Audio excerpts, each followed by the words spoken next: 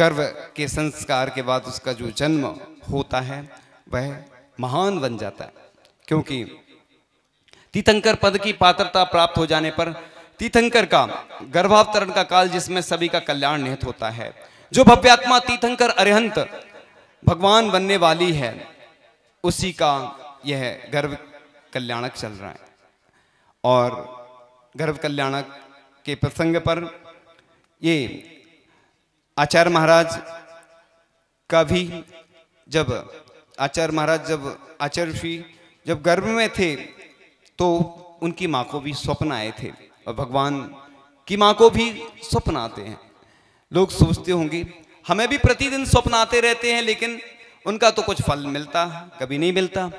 तो कई स्वप्न होते हैं, बात पित्त कफ के कारण भी स्वप्न आते हैं, और बात पित्त कफ के कारण जो आते हैं, तो बात के कारण आते हैं तो उनको वैसा दिखता है, पित्त के कारण आते हैं उनको वैसा दिखता है, और कफ के कारण कश्मीर जैसे दृश्य दिखाई देते हैं। कुछ स्वप्नों का फल मिलता भी है और कुछ स्वप्नों का फल नहीं भी मिलता है। अधिकतम व्यक्ति 30 मिनट तक ही स्वप्न देख सकता है। एक दान चिंतामणि अभी अतिमव्य हुई है, कर्नाटक की महिला। लगभग 2000 वर्ष पूर्व की घटना है कि अतिमव्य कर्नाटक में जो एक जैन महिला हुई है, उसको दोहला आता है। दोहला का मतलब होता है स्वप्न, और 3 स्वप्न देखती है वह। पहला स्वप्न 1000 प्रतिमाओं का दान करूं। दूसरा स्वप्न 1000 मुनियों को एक साथ आहार दान करूं, और 1000 गायों का, सोने की सींग वाली गायों का दान करूं। अपनी सासू माँ से कहती है कि मुझे ऐसा ऐसा दोहला आया है, स्वप्न आया है। माँ कहती है कि कैसे होंगे ये पूर्ण। वह कहती है कि अब आप जानो। तो फिर वह प्रयास करने लगती है, पुरुषार्थ करने लगती है उसकी सास, और फिर करते करते फिर उस जैसे ही मुनियों की बात आती है। एक आचार्य महाराज थे, जैसे वर्तमान में पूज्य आचार्य भगवान हैं, जिनका संग 300 से ऊपर लगभग है। ऐसे ही बहुत बड़े एक आचार्य महाराज थे, उनके पास निवेदन करने जाती है, ऐसा ऐसा स्वप्न आया, और हे पूज्य आचार्य महाराज, आप मेरे नगर की ओर विहार करिए, मेरे नगर में प्रवास करिए। और आचार्य महाराज विहार करके आ जाते हैं, और वह अतिमव्य एक साथ 1000 मुनियों को आहार दान देती है। एक छप्पर के नीचे खड़े हो जाते एक साथ। अब क्रम क्रम से देते हुए आगे बढ़ती जाती है, और 1000 प्रतिमाओं का दान करती है। अब प्रतिमाएं अप्रतिष्ठित भी दान कर सकते हैं, विराजमान कर सकते हैं, और फिर उनकी प्रतिष्ठा पंच कल्याणक के माध्यम से होती है। यहाँ पर पाषाण से परमात्मा तक की यात्रा होगी। कई लोग सोचते होंगे कि ये पंच कल्याणक किस लिए। वैसे तो यहाँ की प्रतिमाएं सागर में प्रतिष्ठित हो जाती, कुछ प्रतिमाएं हो भी गई प्रतिष्ठित, लेकिन यहाँ के लोग भी जिद पे अड़े रहे कि करेंगे तो यहीं करेंगे पंच कल्याणक, क्योंकि हमारे आसपास भी कई गांवों में पंच कल्याणक हुए हैं। तो हमारी भी भावना है और संयोग जुड़ना था, और जिद करो दुनिया बदलो। इधर के लोग जिद पर जब अड़ गए कि हमें तो पंच कल्याणक यहीं करवाना है, और पुण्य बढ़ता गया। कई बार संकल्प लेने से पुण्य बढ़ता है, और बढ़ता गया पुण्य, बढ़ते बढ़ते आपके सामने यह पंचकल्याणक आ गया। लेकिन इस पंचकल्याणक में सिर्फ ऐसा नहीं करना है कि उदासीन रहना है। महाराज जी हमेशा बोलते हैं कि दान देकर नाचना चाहिए, नृत्य करना चाहिए, क्योंकि दान देने के बाद यहाँ अभी जो कल सौधर्मेंद्र बने हैं, सौधर्मेंद्र इसके पहले राजा सोम बने, और उनकी भावना बहुत तीव्र थी कि हमें माता पिता बनना है, लेकिन संयोग नहीं बना। लेकिन उन्होंने सोचा कि अपने नगर में नहीं बन पाए अगर सौधर्मेंद्र, और जीवन का कोई भरोसा नहीं कब क्या हो जाए, और उन्होंने तुरंत सौधर्मेंद्र बनने के लिए अपनी भावना प्रेषित कर दी। ऐसी भावना होना चाहिए। और उनके पुत्र भी बहुत हर्षित थे और कह रहे थे कि हमारे सब लोग इतने प्रसन्न हैं। ये होना चाहिए, दान देने के बाद प्रसन्नता होना चाहिए, उदासीन नहीं होना चाहिए। कई लोग दुखी होते हैं, अरे हमने बोली ले ली। अरे ये तो अवसर पुण्यशाली लोगों को ही प्राप्त होते, बड़े पुण्य के अवसर होते हैं, क्योंकि पूरे पंचकल्याणक का पुण्य उनके हिस्से में जाना है। जितने लोग आएंगे यहाँ पर पंचकल्याणक में, सबका छठवां हिस्सा उनको मिलना है, क्योंकि मुख्य यजमान करता वही सौधर्मेंद्र होता है। बिल्कुल पास से, करीब से वह क्रियाएं करने को उसको प्राप्त होती हैं।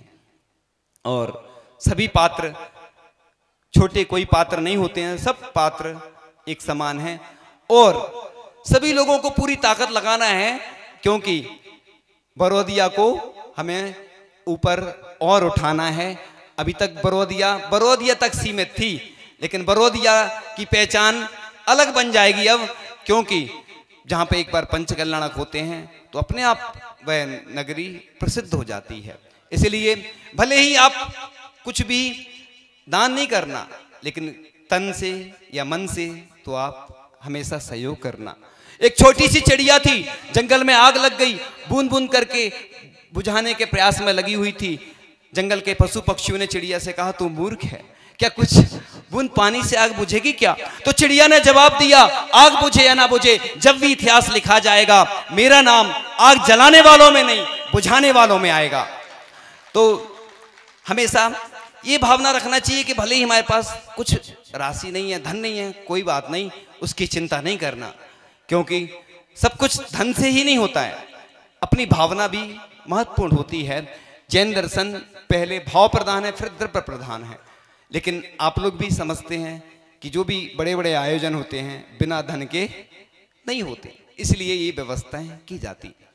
तो एक छोटी सी गिलहरी थी, और जब वह पुल बन रहा था, और यह पद्म पुराण रामायण का प्रसंग है कि रामायण का प्रसंग है कि रामचंद्र जी देख रहे थे उस गिलहरी को, और लक्ष्मण जी भी वहीं खड़े हुए थे, और वह गिलहरी पुल बनाने में सहयोग कर रही थी।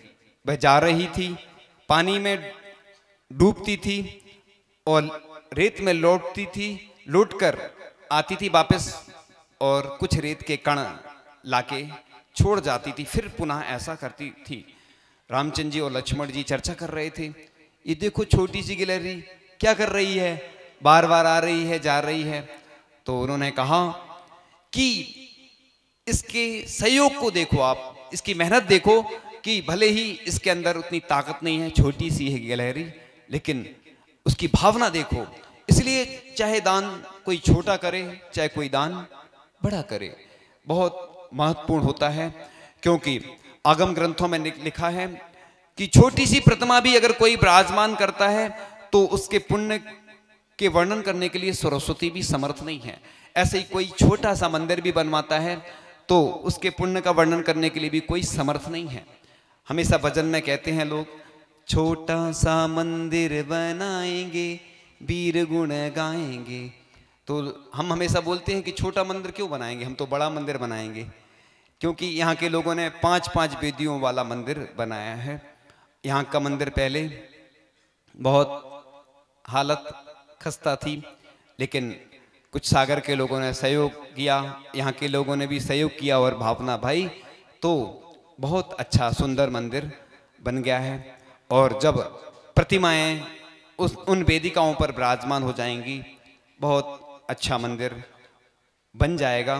मंदिर तभी सुंदर होता है जब उस पर प्रतिमाएं विराजमान हो जाती हैं। और यहाँ के लोगों ने भले ही कम समय में यह काम किया है, समय महत्वपूर्ण नहीं होता है, कई बार लोगों को ज़्यादा समय मिल पाता है तो भी वह काम नहीं कर पाते, लेकिन यहाँ के लोगों ने बहुत मेहनत की और कम दिनों में यह पंचकल्याणक करके एक नया इतिहास बनाया है। और आचार्य महाराज का भी आशीर्वाद इन लोगों को बहुत अच्छा मिला है, क्योंकि कहते हैं आचार्य श्री की कृपा को दुनिया तरसती है और पुण्यशाली होते हैं जिनके ऊपर आचार्य श्री की कृपा बरसती है। तो इन लोगों के ऊपर भी आचार्य श्री की कृपा बरस गई क्योंकि यहाँ की बरोदिया नगरी आचार्य श्री कृपा को तरस गई, इसलिए आचार्य श्री कृपा फिर बाद में बरस गई। तो आचार्य महाराज भी जरूर आएंगे बरोदिया, विश्वास रखो, हमें तो पूरा विश्वास है।